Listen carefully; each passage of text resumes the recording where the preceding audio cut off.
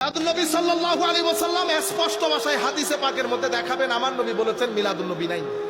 ঠিক আছে, আপনারা বাংলাদেশের মানুষ যদি সবাই মিলে নাই বলেন মিলাদুন্নবী নাই হয়ে যাবে। পৃথিবীর মধ্যে 57টা মুসলিম দেশের মধ্যে এটা পালিত হয়। আমার মতো এক দেশে না বললে কিছু আসে আর যাবে।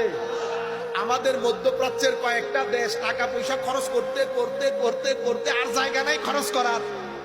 বাংলাদেশের মধ্যে মাদ্রাসা বানাইতে বানাইতে বানাইতে বানাইতে এটা 2 তলা, এটা 10 তলা, এটা 15 তলা, এটা 15 বিঘা, এটা 14 বিঘা। আমি আপনাদেরকে বলি, ধরেন আপনি পুরা বাংলাদেশ কিনে ফেলছেন, পুরা বাংলাদেশ। আমি আল্লাহ রসুলকে সামনে রেখে, আল্লাহকে সাক্ষী রেখে, আমি আপনাদেরকে সাক্ষী রেখে বলতেছি, আপনি আমার নবীর এশকের বাজারকে ডিস্টার্ব করতে পারবেন, কিন্তু আমার নবীর এশকের বাজারকে বন্ধ করতে পারবেন না। এটা পৃথিবীতে কোনো কালে কখনো হয়। মুতাজিলা একটা ফেরকা আছে, আপনারা জানেন ইসলামের মধ্যে একটা ফেরকা আছে মুতাজিলা।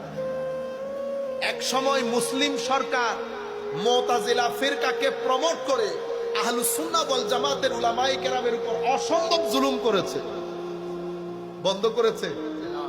আজকে আহলুস সুন্নাহ ওয়াল জামাত পৃথিবীর মুসলমানদের 75 থেকে 85% এর আকীদা আহলুস সুন্নাহ ওয়াল জামাত বন্ধ করতে পেরেছে।